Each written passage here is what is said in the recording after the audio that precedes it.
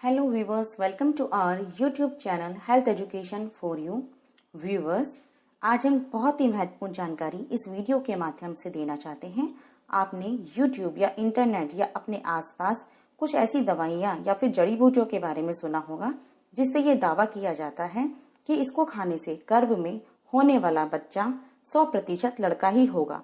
और आप में से कुछ लोग ऐसे लोगों को भी जानते होंगे जिन्होंने ये दवाइयाँ या जड़ी बूटियाँ ली और उनके यहाँ पर लड़के का जन्म भी हुआ। इस वीडियो में हम ये जानेंगे क्या ऐसा होना संभव है, यदि है तो ये दवाइयाँ किस प्रकार ऐसा जादू कर पाती हैं।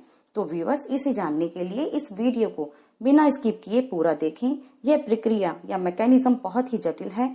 यह जानकारी अभी तक केवल डॉक्टर्स के लिए ही उपलब्ध थी। हमने इस जानकारी को पहली बार सामान्य लोगों के लिए आसान भाषा में प्रस्तुत करने की पूरी कोशिश की है। यह सारी प्रक्रिया समझने के लिए सबसे पहले हम ये जानेंगे कि किस प्रकार होने वाले बच्चे का लिंग निर्धारित होता है, जिसे सेक्स डिटर्मिनेशन भी कहते हैं। फिर हम ये जानेंगे कि किस प्रकार गर्भ में पल रहे बच्चे के लिंग यानी सेक्स ऑर्गन्स का निर्माण होता है, जिसे हम सेक्सुअल डिफरेंशिएशन भी कहते हैं। सेक्स ऑर्गन्स के निर्माण के किस चरण यानी स्टेज पर जड़ी बूटियां व दवाइयां अपना असर करती हैं, जिससे 100% लड़का ही पैदा होता है। जैसा कि आप सब जानते हैं, मानव शरीर कोशिकाओं से मिलकर बना है। इस डायग्राम में आपको एक मानव कोशिका को दिखाया गया है। मानव कोशिका के केंद्र या न्यूक्लियस में आप धागे जैसी चीज को देख पा रहे होंगे। इन्हें क्रोमोसोम्स कहते हैं।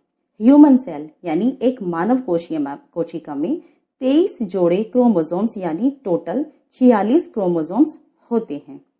यह क्रोमोसोम्स हमारे पूरे शरीर की संरचना करते हैं।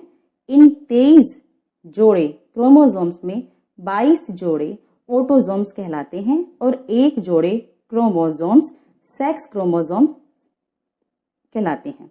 सेक्स क्रोमोसोम्स मानव शरीर का लिंग निर्धारित करते हैं और ऑटोसोम्स बाकी शरीर की संरचना करते हैं। अब हम जानते हैं कि सेक्स क्रोमोसोम्स कैसे लिंग निर्धारित करते हैं। सेक्स क्रोमोसोम्स 2 प्रकार के होते हैं, एक्स क्रोमोसोम्स और वाई क्रोमोसोम्स। एक महिला में केवल एक ही प्रकार के सेक्स क्रोमोसोम्स होते हैं। 22 जोड़े ऑटोसोम्स और एक्स सेक्स क्रोमोसोम्स यानी टोटल 44 ऑटोसोम्स और 2 सेक्स क्रोमोसोम्स होते हैं। लेकिन पुरुष में एक्स और वाई दोनों क्रोमोसोम्स होते हैं। 22 जोड़े ऑटोसोम्स और एक्स वाई क्रोमोसोम्स यानी कि टोटल 44 ऑटोसोम्स और एक्स वाई दोनों प्रकार के सेक्स क्रोमोसोम्स होते हैं। जैसे कि हम सब जानते हैं, पुरुषों के स्पर्म होते हैं और स्त्रियों में एग होता है। जब स्पर्म एग से मिलता है तो जाइगोट बनता है, जो गर्भ में बच्चे का निर्माण करता है। स्पर्म और एग की खास बात यह होती है, इनमें केवल आधे क्रोमोसोम्स होते हैं यानी 22 ऑटोसोम्स और 1 सेक्स क्रोमोसोम होता है, जबकि शरीर के अन्य सेल्स में 44 ऑटोसोम्स और 2 सेक्स क्रोमोसोम्स होते हैं।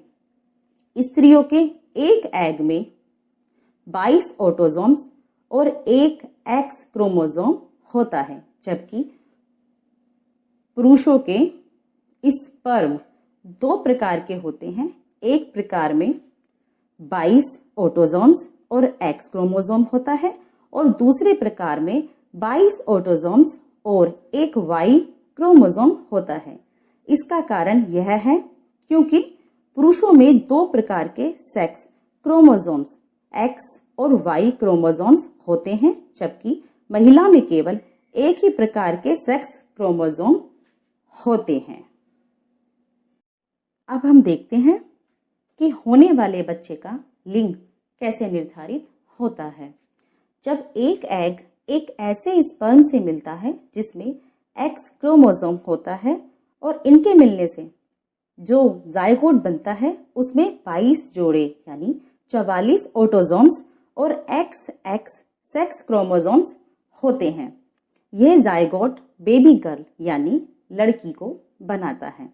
लेकिन जब एक एग एक ऐसे स्पर्म से मिलता है जिसमें वाई क्रोमोसोम होता है और इनके मिलने से जो जाइगोट बनता है उसमें 44 ऑटोजोम्स और XY सेक्स क्रोमोसोम्स होते हैं। यह जाइगोट लड़के यानी कि बेबी बॉय को बनाता है। X और Y क्रोमोसोम के स्पर्म दोनों बराबर मात्रा में ही बनते हैं, इसलिए लड़का या लड़की होने की संभावना 50-50% होती है। आप ये जान चुके हैं कि लड़का पैदा होने के लिए Y क्रोमोसोम जरूरी होता है और ये Y क्रोमोसोम सिर्फ पुरुष के अंदर होता है, इसलिए लड़का पैदा न होने पर स्त्रियों को दोष देना बिल्कुल गलत बात है। तो व्यूअर्स, जाइगोट बनने की प्रक्रिया जो एग और स्पर्म के मिलने पर होती है वह मासिक धर्म के 14वें दिन यानी जिस दिन एग ओवरी से निकलता है उस दिन से लेकर मासिक धर्म के 25वें दिन तक पूरी हो जाती है। इसका मतलब होता है जब तक किसी महिला को ये पता चल पाता है कि वह गर्भवती है यानी पीरियड्स मिस हो जाता है, उससे पहले ही होने वाले बच्चे का लिंग निर्धारित हो जाता है। अगर जाइगोट में XX क्रोमोसोम्स हैं तो लड़की और अगर XY क्रोमोसोम है तो लड़का। तो फिर ये जड़ी बूटियां होने वाले बच्चे को 100% लड़का करने में कैसे सक्षम हैं? इसको समझने के लिए हमें जाइगोट से बन रहे एम्ब्रियो यानी भ्रूण के सेक्स डिफरेंशिएशन यानी किस प्रकार गर्भ में सेक्स ऑर्गन्स का विकास होता है अब ये समझना होगा।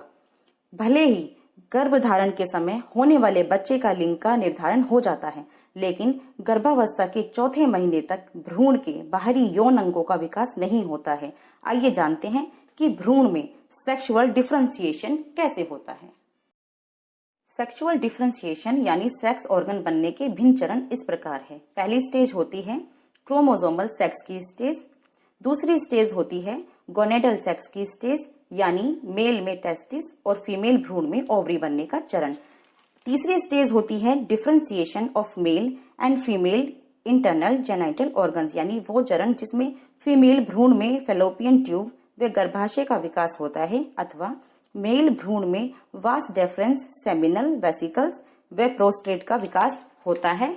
और चौथी और फाइनल स्टेज होती है differentiation of male and female external genital organs यानी मेल और फीमेल भ्रूण के बाहरी सेक्स ऑर्गन का बनना, मेल में यानी लिंग और फीमेल भ्रूण में योनि का बनना। पहली स्टेज होती है क्रोमोसोमल सेक्स स्टेज जिसमें जाइगोट का निर्माण होता है। जाइगोट से एम्ब्रियो बनता है, ये हम पहले ही आपको बता चुके हैं। दूसरी स्टेज होती है गोनेडल सेक्स स्टेज जिसमें टेस्टिस और ओवरी का निर्माण होता है। आइए समझते हैं ये कैसे होता है। अब 2 तरह के एम्ब्रियो हो सकते हैं, मेल एम्ब्रियो जिसमें XY क्रोमोसोम्स होते हैं और फीमेल एम्ब्रियो जिसमें XX क्रोमोसोम्स होते हैं। अब देखते हैं कि मेल एम्ब्रियो में कैसे टेस्टिस का विकास होता है। मेल एम्ब्रियो में SRY जीन मतलब sex determining reason of Y chromosome होता है। ये SRY gene testis determining factor यानी TDF को बनाता है। यह TDF बाइपोटेंशियल गोनेड्स यानी ऐसे गोनेड्स जिसमें टेस्टिस और ओवरी दोनों ही बनने की क्षमता होती है उस पर अपना असर करता है, जिसके कारण बाइपोटेंशियल गोनेड्स टेस्टिस में विकसित हो जाते हैं। इसके विपरीत फीमेल एम्ब्रियो में क्योंकि सिर्फ XX क्रोमोसोम ही होते हैं और Y क्रोमोसोम नहीं होता है, इसलिए उनमें SRY जीन भी नहीं होता है, तो फिर टेस्टिस डिटरमाइनिंग फैक्टर यानी TDF भी नहीं बनता और बाइपोटेंशियल गोनेड से ओवरी विकसित हो जाती है। डिफरेंशिएशन प्रक्रिया में मूल सिद्धांत यह है कि टेस्टोस्टेरोन हार्मोन जो कि टेस्टिस में बनता है उसके प्रभाव के कारण मेल सेक्स ऑर्गन्स विकसित होते हैं और टेस्टोस्टेरोन हार्मोन के अभाव में फीमेल सेक्स ऑर्गन विकसित होते हैं। गोनेडल सेक्स स्टेज गर्भावस्था के 6 से 7वें हफ्ते में पूरी हो जाती है। अब आती है वो स्टेज जिसमें मेल या फीमेल के इंटरनल सेक्स ऑर्गन्स बनते हैं। यह स्टेज गर्भावस्था के 9वें से 10वें हफ्ते में आती है। इस स्टेज में बायपोटेंशियल प्राइमोर्डिया बहुत महत्वपूर्ण है। यह एक ऐसा एम्ब्रियोनिक स्ट्रक्चर यानी एम्ब्रियो का हिस्सा है जिसमें हार्मोनल प्रभाव के कारण मेल और फीमेल दोनों के इंटरनल और एक्सटर्नल सेक्स ऑर्गन्स मतलब अंदरूनी और बाहरी सेक्स ऑर्गन्स बनने की क्षमता होती है। बायपोटेंशियल प्राइमोर्डिया में दो मेन स्ट्रक्चर होते हैं। पहला होता है वोल्फियन डक्ट जो कि टेस्टोस्टेरोन हार्मोन के प्रभाव में मेल इंटरनल ऑर्गन्स में विकसित होती है। दूसरी होती है मुलेरियन डक्ट जो कि फीमेल सेक्स ऑर्गन्स में विकसित होती है। ऐसा होने के लिए किसी हार्मोन की आवश्यकता नहीं होती। टेस्टिस में टेस्टोस्टेरोन और MIH मतलब मुलेरियन इनहिबिटिंग हार्मोन बनते हैं जो कि मेल इंटरनल ऑर्गन बनने के लिए जरूरी होते हैं, जबकि ओवरी में बहुत ही कम मात्रा में एस्ट्रोजन हार्मोन निकलता है और यह फीमेल इंटरनल ऑर्गन्स बनने के लिए जरूरी भी नहीं होता है। आइए समझते हैं कि बायपोटेंशियल प्राइमोर्डिया से इंटरनल और सेक्स ऑर्गन्स कैसे बनते हैं। मेल भ्रूण में जो टेस्टिस होती है उससे निकला MIH यानी Mullerian inhibiting hormone Mullerian duct को नष्ट कर देता है और टेस्टोस्टेरोन हार्मोन वोल्फियन डक्ट पर अपना असर करता है और उससे मेल इंटरनल सेक्स ऑर्गन्स जैसे वास डेफरेंस एपिडिडिमस और सेमिनल वेसिकल्स को विकसित करता है, जबकि फीमेल भ्रूण में जो ओवरी होती है उसमें टेस्टोस्टेरोन हार्मोन नहीं बनता है, जिसके कारण वोल्फियन डक्ट स्वतः ही डीजनरेट यानी नष्ट हो जाती है और Mullerian duct female internal organs जैसे यूट्रस यानी गर्भाशय और फैलोपियन ट्यूब में विकसित हो जाती है। इसके बाद आती है सेक्स डिफरेंशिएशन की सबसे महत्वपूर्ण स्टेज जिसमें मेल और फीमेल के बाहरी सेक्स ऑर्गन्स यानी जननांग विकसित होते हैं। यह स्टेज गर्भावस्था के 10वें हफ्ते यानी गर्भावस्था के 2.5 महीने पर आती है।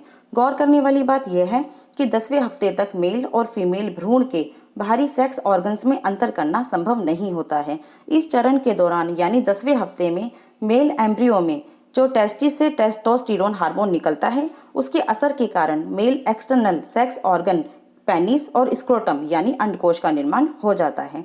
यदि इस स्टेज पर टेस्टोस्टेरोन हार्मोन किसी कारण नहीं बने तो मेल एम्ब्रियो में भी फीमेल एक्सटर्नल सेक्स ऑर्गन यानी योनि का निर्माण हो जाता है, जबकि अंदरूनी सेक्स ऑर्गन्स ऐसे भ्रूण में मेल के ही होते हैं।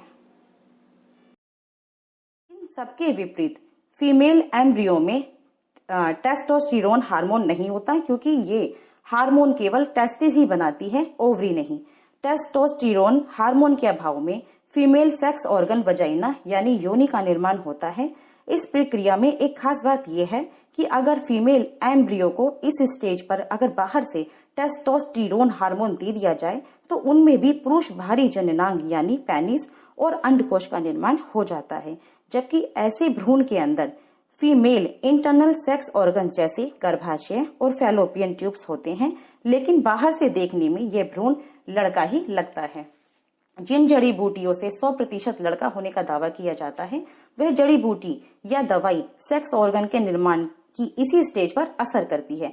यदि गर्भ में फीमेल एम्ब्रियो यानी लड़की होती है तो इन जड़ी बूटियों में जो टेस्टोस्टेरोन हार्मोन होता है वह फीमेल एम्ब्रियो में भी पुरुष जननांग पेनिस और स्क्रोटम का निर्माण कर देता है।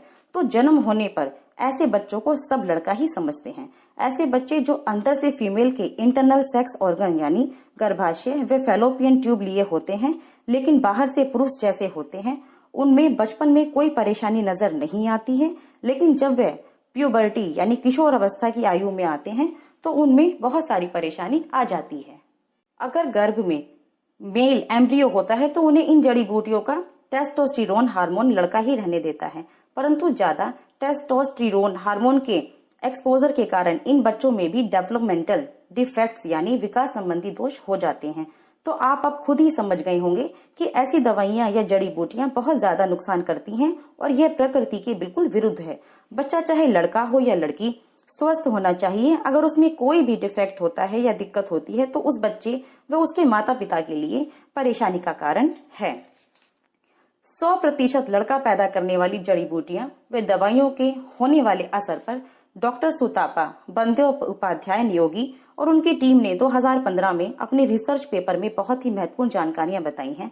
ऐसी जड़ी बूटियों पर रिसर्च के लिए इन डॉक्टर्स की एक टीम ने उत्तर भारत के कई शहर और गांव से ऐसी दवाइयां और जड़ी बूटियों को इकट्ठा किया। लैब टेस्ट करके ये पाया कि इन जड़ी बूटियों में टेस्टोस्टेरोन और फाइटोएस्ट्रोजन हार्मोन होते हैं। इन जड़ी बूटियों में शिवलिंगी, माजूफल और रीठा फल सबसे ज्यादा इस्तेमाल किया जाता है। इन्हें प्रेगनेंसी के 6 से 10वें हफ्ते यानी कि 1.5 से 2.5 महीने में इस्तेमाल करना होता है। ये जड़ी बूटी चूर्ण या गोली के रूप में दी जाती है। इस रिसर्च में उन्होंने यह भी पाया कि जिन लोगों ने ये दवाइयां इस्तेमाल की हैं उनमें से कई लोगों के बच्चे मृत पैदा हुए हैं, कई बच्चों के जननांग नहीं सही ढंग से नहीं बने और कई बच्चे मंद बुद्धि के शिकार थे। इस वीडियो के माध्यम से हम लोगों को यही गुजारिश करते हैं कि कुशल डॉक्टर के परामर्श के बिना प्रेगनेंसी में कोई दवाइयां ना लें और इस प्रकार की जड़ी बूटियां व दवाइयों का सेवन बिल्कुल भी ना करें। यह सारी जानकारी बोरोन मेडिकल फिजियोलॉजी व Ganong review of medical physiology text book, जो कि MBBS फर्स्ट ईयर के सिलेबस की बुक हैं और रिसर्च पेपर से ली गई हैं। इस वीडियो के माध्यम से हम आपको यह भी एहसास दिलाना चाहते हैं कि डॉक्टर्स बनने के जो भी कोर्सेज हैं, जैसे MBBS यानी एलोपैथी, BAMS यानी आयुर्वेद, BUMS यानी यूनानी और BHMS यानी होम्योपैथी के इन सभी कोर्स के दौरान शरीर के हर अंग और सभी बीमारियों को बहुत अच्छी तरह से पढ़ाया जाता है। इसलिए हम आपसे हमेशा यही विनती करते हैं कि आप अपना इलाज एक डॉक्टर से कराएं और नीम, हकीम और ओझा बाबा से दूर रहें। अंधविश्वास के कारण अपने शरीर के साथ कोई भी खिलवाड़ ना करें। तो व्यूवर्स, ये जानकारी आपको कैसी लगी कमेंट बॉक्स में कमेंट करके जरूर बताएं और इस वीडियो को ज्यादा से ज्यादा लोगों में शेयर करें। Thanks for watching this video and please subscribe our YouTube channel and press the bell icon. Thank you so much.